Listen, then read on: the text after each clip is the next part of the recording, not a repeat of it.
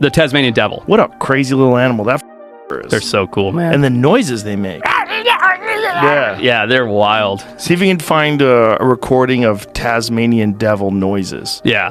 Here we go.